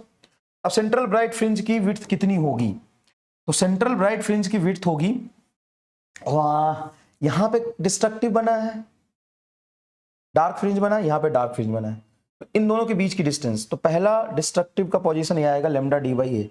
तो सेंट्रल ब्राइट फ्रिंज की जो विड्थ होगी, सेंट्रल ब्राइट की होगा 2 लेमडा डी बाई ए, और बाकी हो जाएगा तुम्हारा लेमडा डी बाई, बस हो गया। इससे ज्यादा कुछ पढ़ना ही नहीं है। बताओ चमका कि नहीं चमका बहुत अच्छे तरीके से। अब आओ सवाल देखते हैं। इन YDSC if the source of light changes from orange to blue, विवग्योर लिख VIB GYOR, क्या किया, ऑरेंज टू ब्लू, ऑरेंज से ब्लू मतलब लेमडा कम किया है, ऑरेंज से ब्लू जाएंगे तो लेमडा कम किया है, लेमडा कम किया तो विड्थ कम होगा, central bright fringe will becomes dark, distance between consecutive fringe will decrease, lambda कम होगा तो distance between consecutive fringe decrease होगा, डिस्टेंस बिटवीन कंसेक्यूटिव इंक्रीज नहीं, intensity of the minima will be increase नहीं। बोलो ध्यान से बोलो, बोलो 1 घंटा हो गया, बोलो मजा आया कि नहीं आया? नए सवाल है, कोई पुराना सवाल नहीं। पुराने सवाल में क्या करोगे यार, वही PYQ है, सब क्लास में कराए हैं। चलो ये करो, microwave of wavelength 2 centimetre, microwave of wavelength 2 centimetre, like microwave है जिसका wavelength 2 centimetre, falls normally on the slit of width 4 centimetre, मतलब स्लिट की विड्थ है 4 centimetre. The angular spread to the central maxima of the diffraction pattern obtained on the screen 15 centimetre है, capital D है तुम्हारा 1.5 metre है। क्या बोला है, the angular spread of the central maxima. देख भाई यहां पे तेरा मान ले स्लिट है, तो यहां से कहां पर जाके मिनिमा मिलता है पहला? सर पहला मिनिमा तब मिलता है जब इसकी position lambda capital D by a होती है, क्योंकि मिनिमा की पोजीशन ही तो लिखी थी एन लेमडा डी बाई ए। हाँ एन लेमडा डी बाई ए होता है, उतना ऊपर उतना ही नीचे। तो अगर आधा एंगल में यही थीटा निकालो बस, तो tan थीटा मैं कह सकता हूँ परपेंडिकुलर बटा base lambda D by A by D, D से डी कट जाएगा, लेमडा बाई ए आएगा। तो लेमडा बाई ए निकाल ले भाई, लेमडा बोल 2 सेंटीमीटर और ये 4 सेंटीमीटर, 2 सेंटीमीटर बटा 4 सेंटीमीटर तो हाफ आएगा। tan थीटा ही sin थीटा यहाँ पे होता है क्योंकि एंगल छोटा होता है, sin थीटा हाफ मतलब थीटा 30 डिग्री बोल सकते हैं। तो ये ऊपर में 30 और उतना ही नीचे 30 मतलब 60 डिग्री आंसर हो। सही तो है, अच्छा सवाल था वैसे। नेक्स्ट देखो, a monochromatic light of wavelength 6000 angstrom is incident on the single slit of width 0.001 mm. The diffraction pattern is formed at the focus of the convex lens of focal length 20 centimeter. Then linear width of the central maxima. Linear width of the central maxima मतलब y पूछा है 2 lambda d by a, निकाल दे 2 lambda d by a, homework है तेरा भाई। Slide 22 निकाल, screen pause करके निकाल। चल मैं भी निकाल देता हूँ, स्क्रीन पॉज करके तू पहले सॉल्व कर ले। 2 लेमडा बोल 6000 into 10 to the power minus 10, D बोल 20 into 10 to the power minus 2 बटा बोल ए है 0.01 mm मतलब 1 into 10 to the power minus 5। तो भाई 6 दूना 12 दूना 24, 24 के मल्टीपल में एक ही ऑप्शन है 24 mm, खत्म। पावर पर तो बाद में झेल लेना, मतलब एकदम मजा आ गया किन्हीं सवाल को सॉल्व करके। नेक्स्ट देख, in Young double slit experiment light from the identical source are superimposed on the screen, identical source, path difference between the two light reaching at the point on the screen is 7 lambda by 4, path difference 7 lambda by 4 है दो सोर्स के बीच में। Then ratio of intensity of the fringe at this point with respect to the maximum intensity. अब maximum intensity मान लो दोनों की इंटेंसिटी आई नॉट सेम है, तो 4 आई नॉट होगी मैक्सिमम इंटेंसिटी। तो अरे 4 I naught cos square 5/2 cos 0 रखोगे कॉस 0 1 तो 4 आई नॉट बनेगा। हाँ तो इस पार्ट डिफरेंस पे जो इंटेंसिटी आएगी उसका रेशियो इस मैक्सिमम रेशियो के टर्म पे देखना। करो स्क्रीन पॉज करके करो, स्लाइड 23 करना पड़ेगा ना ये सवाल भाई, करना पड़ेगा ना। स्लाइड स्क्रीन पॉज करके करो, मैं अटेम्प्ट कर देता हूं फिर, पहले तुम तो करो सही। तो देखो इधर क्या होगा, देखो इधर क्या होगा, आई बराबर सर इस डेल्टा एक्स दिया हुआ है तो डेल्टा फाई निकाल ले। डेल्टा फाई होगा 2 pi by lambda into delta x, 2 pi by lambda into 7 lambda by 4, lambda से लेमडा कटेगा 2 से कटेगा 2, 7 पाई बाई 2। अब 7 पाई बाई 2 पर जो कॉस की वैल्यू आएगी और पाई बाई 2 पे जो कॉस की वैल्यू आएगी सेम आएगी, तो तुम्हें पाई बाई 2 लेना है। तो आई बराबर 4 I naught cos square pi by 2 phase by 2 मतलब ये आएगा pi by 4, cos pi by 4 मतलब 1/2, 1/2 का होल स्क्वायर मतलब हाफ, तो आएगा 4 आई नॉट बाई 2। इसका रेशियो इसके टर्म से देखोगे तो 1:2 आएगा, ए आंसर। करो करो करो सर, आप खुद ही समझ के आप खुद ही मान ले पैसे कि ना मैं चले गंजा को भी इंसान ही कोई ना ले लो बना हम लगा जी नहीं फोड़ ने हाँ भाई फॉर्मूला बताया उसको यूज कर सवाल करेगा। मैंने क्या किया, जो फॉर्मूला बताया वैसा ही कुछ यूज हो रहा है तो करना खुद। When unpolarized light, इधर देख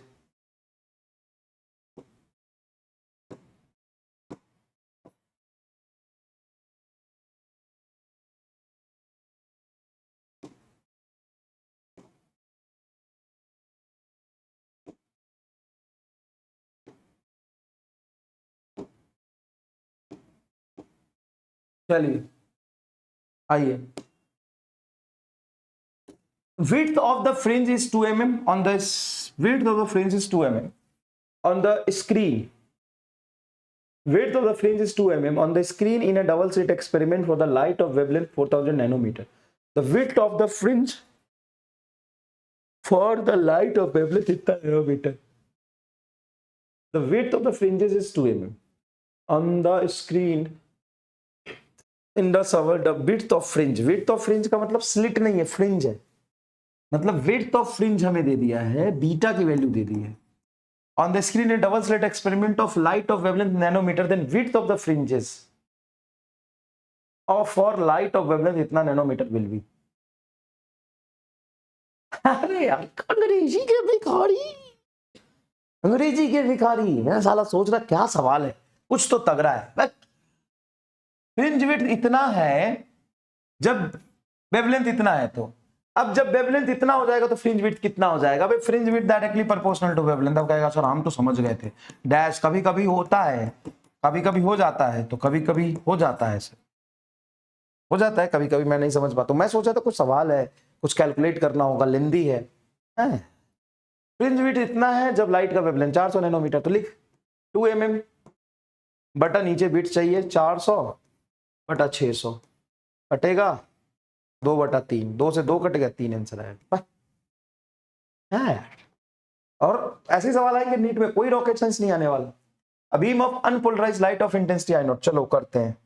एक सवाल और डाला तो था, अच्छा ये नीचे रख, ये निशान खिलाफ ला. Young double slit experiment, the fringe width is 12 mm. If the entire arrangement is placed in a water of refractive index इतना, then the fringe width becomes fix by x, then value of x is fringe width beta dash बराबर beta बटा mu होता है. Homework slide 26. चलिए next देखिए, polarisation समझते हैं. Polarisation क्या है भाई? सब कितना फील कराया था कि पोलराइजेशन अनपोलराइज्ड, जैसे जो लाइट होती है ना अनपोलराइज्ड होती है, तो उसका वाइब्रेशन उसके डायरेक्शन ऑफ वेव के परपेंडिकुलर हर डायरेक्शन में होता है. जैसे लाइट ऐसे जा रही, लाइट ऐसे जा रही, सीधी जा रही, तो ऐसे भी ऑसिलेट करेगा, ऐसे भी ऑसिलेट करेगा, ऐसे भी ऑसिलेट करेगा, ऐसे भी ऑसिलेट करेगा, चारों तरफ ऑसिलेट करेगा. क्लियर है क्या? चारों तरफ ऑसिलेट करेगा. ठीक है सर समझ गया, चारों तरफ ऑसिलेट करेगा. ठीक है, वो लेके आता हूं, रुक जा, मैं पोलराइजेशन दिखाता हूं तुम्हें यहां पर.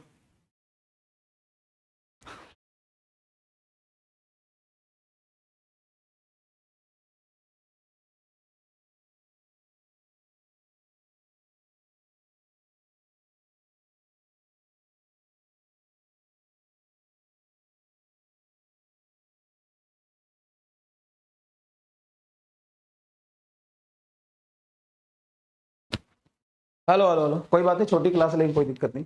जैसे मैंने लिखा है यहाँ पे राम लाल, ठीक है ना, और इसका मुंडी भी बना दिया, ये है राम लाल. अब ये तुम्हें दिख रहा होगा ना, दिख रहा है बहुत अच्छे से. अब देखो क्या ये अब दिख रहा है क्या? अब दिख रहा है क्या? देखो ये जो रामलाल लिखा हुआ अब दिख रहा है,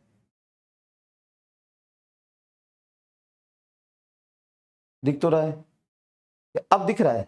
नहीं दिख रहा सर, देखो नहीं दिख रहा. देखो ये जो रामलाल लिखा है वो आपको दिख रहा है कि नहीं दिख रहा है? बताइए, यहां से देखते हैं, चलो यहां से देखते हैं. जो आपने रामलाल लिखा है वो दिख रहा है कि नहीं दिख रहा है? सर दिख रहा है. अब दिख रहा है क्या? नहीं दिख रहा है. अब अगर आप इसकी मुंडी देखो, इसकी मुंडी देखो, तो अभी क्या इसकी मुंडी आपको दिख रहा है?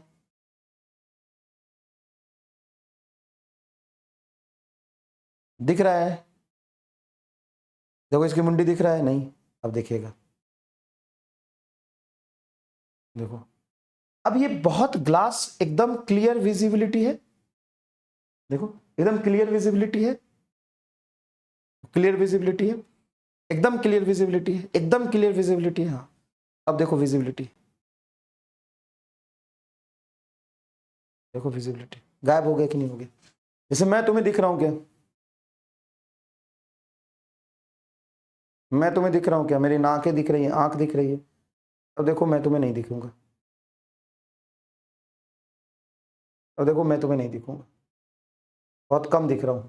इसी को कहते हैं पोलराइजेशन. पोलराइजेशन में क्या होता है, जैसे लाइट आई तो हम अगर ऐसे रखेंगे तो इसमें क्या है, चश्मे में ऐसे ऐसे वर्टिकल जाली बना, जैसे ये चश्मा है ना, इस चश्मे में, ये चश्मे का ग्लासेस में ऐसे वर्टिकल जाली बना है, ऐसे वर्टिकल जाली बना.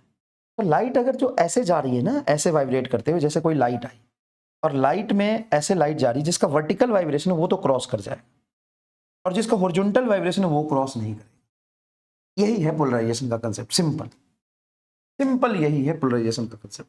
मान लो लाइट गई और यहाँ पे एक हमने पोलराइजर लगा दिया तो ये वाली सिर्फ बचेगी, और इसको कहते हैं हम बेटा प्लेन ऑफ पोलराइजेशन। जिसमें लाइट पोलराइज होकर लग रह जाती है उसको कहते हैं, सॉरी, इसको कहते हैं प्लेन ऑफ वाइब्रेशन। जिस प्लेन में लाइट का वाइब्रेशन रह जाएगा उसको कहते हैं प्लेन ऑफ वाइब्रेशन, और इसके परपेंडिकुलर कहते हैं प्लेन ऑफ पोलराइजेशन। जिधर वाइब्रेशन बच जाता है उसके परपेंडिकुलर कहते हैं प्लेन ऑफ पोलराइजेशन। इसमें सबसे इंपॉर्टेंट लॉ, एक ही टॉपिक में सवाल आता है, मालूस लॉ। एक ही टॉपिक में सवाल आता है, मालूस लॉ। मालूस लॉ कहता है कि फाइनल इंटेंसिटी बराबर initial intensity into cos square phi, बस ये है मालूस लॉ। फाइनल इंटेंसिटी कोई हाफ ऑफ का फैक्टर कहीं नहीं आता। फाइनल इंटेंसिटी बराबर initial intensity cos square phi.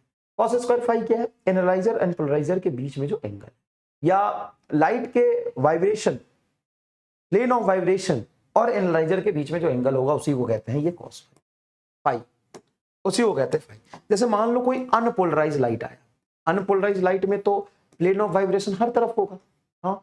अब वो एनालाइजर पे फॉल किया तो यहां पे जो लाइट पहुंचेगी उसकी इंटेंसिटी क्या होगी? अगर ये अनपोलराइज्ड लाइट है, क्या है? अनपोलराइज्ड लाइट है, उसकी इंटेंसिटी आई नॉट।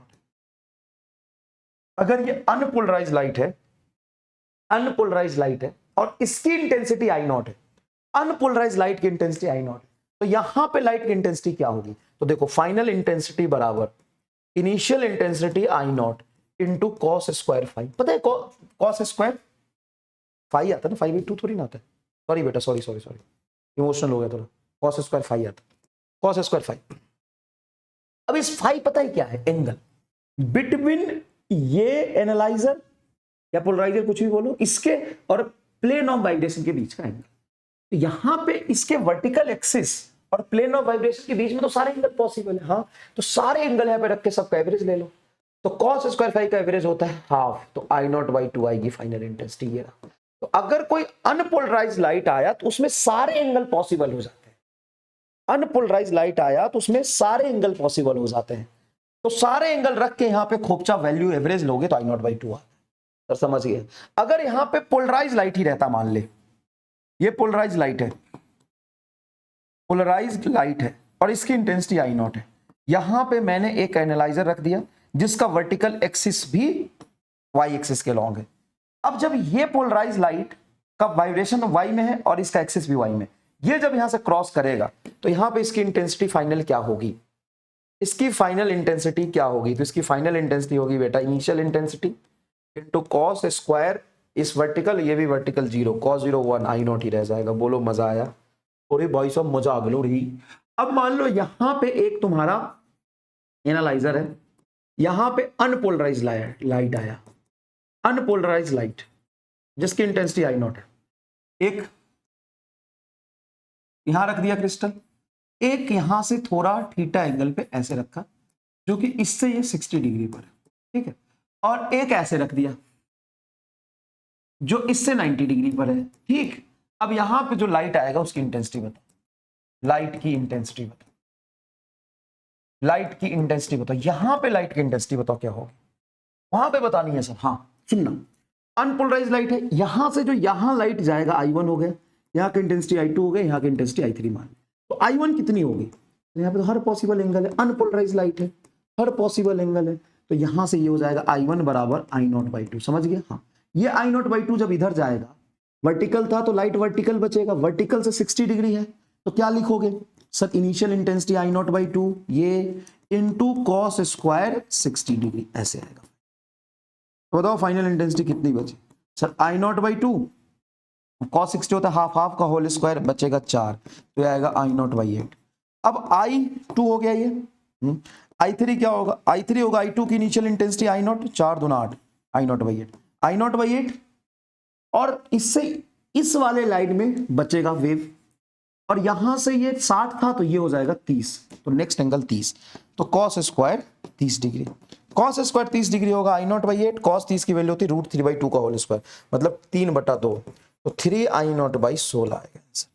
ये है कहानी, ये कहानी। अब सवाल देखो ना, सवाल करो, मजा आ जाएगा। ये सवाल है बेटा, ये सवाल है, ये सब लोगों के लिए होमवर्क है। स्लाइड 32, होमवर्क है, स्क्रीन पॉज करके खुद करिए, हालांकि मैं कर दूंगा, मैं अभी कर दूंगा, बाद में नहीं छोड़ूंगा, लेकिन खुद करिए एक बार। चलिए देखिए, beam of unpolarised light of intensity I not passes through the polarizer A and then through another polarizer B, which is orientated so that principal plane makes an angle 45 degree relative to that of A. Intensity versus light is beam of unpolarized light of intensity I naught passes through the polarizer A and then through the polarizer B, which is oriented so that the principal plane makes an angle 45 degree relative to B और A के बीच में 45 degree. सबसे पहले unpolarised light है, unpolarised light I not मान ले A पर गया, फिर वो B पर गया जो इससे 45 डिग्री है, तो ये I नॉट इससे जाएगा तो I not by 2, I not इससे जाएगा तो I not by 2 cos square 45, cos square 45 होता है 1/√2 call square 1/√2 call square 1/2 I not by 4, I not by 4। Next देखो, when unpolarized light incident at an angle 60 degree on the transparent medium from air, the reflected ray completely polarized, then angle of refraction in this medium is है। अच्छा, ब्रेवेस्टर angle की बात हो रही, जैसे मान लो कोई एक मीडियम है, ये मीडियम है म्यू, तो यहां पे एक ऐसा क्रिटिकल एंगल होता है, वो क्रिटिकल एंगल नहीं, टेयर का क्रिटिकल एंगल है, यहाँ पे एक ऐसा यूनिक क्रिटिकल एंगल होता है जिसको हम ब्रेवेस्टर एंगल कहते हैं, जिस एंगल पे अगर लाइट फॉल करे तो ये इसका रिफ्लेक्टेड लाइट कंप्लीटली पोलराइज हो जाता है, रिफ्रैक्टेड पार्शियली पोलराइज्ड होता है, और ये जो पोलराइज होता है perpendicular to the plane of incident के डायरेक्शन में ये पोलराइज होता है, 100% पोलराइज्ड हो जाता है। उस केस में रिफ्लेक्टेड एंड रिफ्रैक्टेड लाइट के बीच में जो एंगल होता है वो 90 डिग्री होता है, और ये जो एंगल होता है tan I बराबर म्यू, म्यू उस मीडियम की रिफ्रैक्टिव इंडेक्स है जिस पर मीडियम पे लाइट फॉल किया है, तो I इज इक्वल टू बनता है tan इनवर्स म्यू। बड़ा आसान है, मैं फिर से बताता हूँ, जैसे ये मान लो एक मीडियम है जिसकी रिफ्रैक्टिव इंडेक्स है म्यू, बाहर से लाइट अगर इस पर फॉल करेगी तो कुछ लाइट रिफ्लेक्ट होगा, कुछ रिफ्रैक्ट होगा, हाँ, तो जो रिफ्लेक्टेड लाइट है वो हमेशा पोलराइज होगा क्या? नहीं, ये किसी भी एंगल पे आए तो आप पोलराइज हो जाए जरूरी नहीं है, एक ऐसा ही एंगल डिफाइंड होता है, ऐसा एंगल डिफाइंड होता है, उसी एंगल पे न ज्यादा ना कम IC, अगर इससे बराबर है एंगल ऑफ इंसिडेंट IW, अगर IW के बराबर है जो कि IW होता है tan इनवर्स म्यू, तब ये 100% रिफ्लेक्टेड लाइट कंप्लीटली पोलराइज्ड होगा प्लेन ऑफ इंसिडेंट के परपेंडिकुलर, ऐसे ये प्लेन ऑफ इंसिडेंट है, इसके परपेंडिकुलर ऐसे। अगर इंसिडेंट एंगल IW से बड़ा है या इंसिडेंट एंगल IW से छोटा है तो नो पोलराइज्ड या पार्शियली पोलराइज्ड। 100% पोलराइज्ड तभी होगा जब ब्रेवेस्टर एंगल का, और ब्रेवेस्टर एंगल क्या होता है? सामने वाले मीडियम की रिफ्रैक्टिव इंडेक्स tan I बराबर म्यू, ब्रेवेस्टर एंगल है तो IW बराबर tan इनवर्स, बस इतना सा है, और उस केस में रिफ्लेक्टेड एंड रिफ्रैक्टेड के बीच में 90 डिग्री का एंगल होता है। तो देखो, unpolarised light is incident at an angle 60 degree on the transparent media from air, then reflected rays completely polarised, then angle of refraction in this medium is, अब बोल रहा है कि यहां पे एक लाइट 60 डिग्री पर आया, तो रिफ्लेक्टेड कंप्लीटली पोलराइज हो गया, तो एंगल ऑफ रिफ्रैक्शन आपसे पूछा, यही तो पूछा है, 60 डिग्री पर आया था, तो सर यहाँ पे तो म्यू निकालना पड़ेगा, नहीं जरूरत नहीं लग रही है। हमने बोला कि जब 100% पोलराइज होता है तो ये 90 होता है, हाँ सर, ये 60 है नॉर्मल से इंसिडेंट, तो ये भी 60 होगा, हाँ, तो वर्टिकल लाइन से टोटल एंगल 180 बनना चाहिए, 60 और 90 150, तो ये 30 होगा, आंसर आ गया। कैसा सवाल है रे, बताओ। स्लाइड 32 पे वन वर्ड, स्लाइड 32 के लिए वन वर्ड बताओ, ऐसा सवाल। और ये नया है, आपने नहीं किया होगा, ये सवाल अलग लिखा है, यूनिक सवाल लिखा है, यूनिक सवाल लिखा है बेटा, इसलिए अगर मेहनत करके आपने यहां तक पहुंचा है तो स्लाइड 33 खुद करके बताइए, स्लाइड 33, और बताइए यूनिक सवाल है कि नहीं, मजा आया कि नहीं। In polarized sheet are arrange such that each makes an angle 45 degree with each other, हर एक 45, ये है, उसके बाद 45 डिग्री पे ये है, फिर 45 डिग्री पे ये, इससे 45 पे ये, इससे 45 पे, प्रीसीडिंग सीट पहले से 45 डिग्री पे होगा। Unpolarised light of intensity I incident into the arrangement, output intensity is found to be I/64, then value of n will be, कितने ऐसे सीट लगे। तो देख, अगर अनपोलराइज्ड है E, एक सीट के बाद हो जाएगा I/2, एक और सीट के बाद हो जाएगा I/4, कैसे? तो 45 डिग्री एंगल है और cos 45 होता है 1/√2 का होल स्क्वायर, मतलब हाफ कम होता जाएगा, हाफ का फ्रैक्शन कम होता जाएगा। एक और सीट के बाद होगा i/8, एक और सीट के बाद होगा i/16, एक और सीट के बाद होगा i/32, एक और सीट के बाद होगा i/64। कितने सीट लगे? 1 2 3 4 5 6 सीट आंसर। कैसा लगा सवाल करके? स्क्रीन पॉज करके आपने किया? नहीं भी किया तो कैसा लगा भाई साहब, बताओ। MR स्टार कैसा है सवाल, बताओ। स्टार कैसा है सवाल? Two polarizer A and B are placed in such that unpolarized light incident on A have zero intensity coming out of B. Now another polarizer C is placed between A and B, bisecting angle between them. If intensity is unpolarized light is I0, then intensity of transmitted light after the passing through the polarizer B. Wow, wow. दो सवाल को मिला के बनाया, दो सवाल को मिला के बनाया। अब यहां पे क्या है कि पहले सवाल के पार्ट में आपको ये देखना पड़ेगा कि अनपोलराइज्ड लाइट एक पे आ गिरा तो दूसरे और पहले पोलराइजर के बीच में एंगल क्या होना चाहिए? इंटेंसिटी 0 है, 90 डिग्री। देख, two polariser A and B are placed in such a way that unpolarised light मतलब इंटेंसिटी I0 है, falling on A have zero intensity coming out from B से बाहर निकला, तो इसको ऐसे ले लेते हैं। अब समझना, ये अगर अनपोलराइज्ड लाइट है, इससे पास करने के बाद इसका प्लेन ऑफ वाइब्रेशन ये होगा, हाँ सर, और इससे इसके बीच की एंगल कितनी होगी? 90 डिग्री होगी। कितनी होगी? 90 डिग्री होगी। तो इससे जो इंटेंसिटी हो जाएगा फाइनली जो निकलेगा वो 0 हो जाएगा, क्योंकि cos 90 0 होती है। हाँ, if intensity of unpolarized light I0, then intensity of the transmitted light after passing through polarizer B will be, क्या बोला है? Now another polarizer C is placed between A and B, bisecting angle between them, A and B bisecting angle between them, मतलब 45 degree पर रख दिया। Intensity of unpolarised light is I0, then intensity अब करो 45 degree पर रख दिया। Bisecting angle मतलब बीच में रख दिया। Brewster angle for the light propagating from air to glass, हाँ, then the Brewster angle for the light propagating from the glass to air is pi/2 minus theta b, pi/2 minus theta b।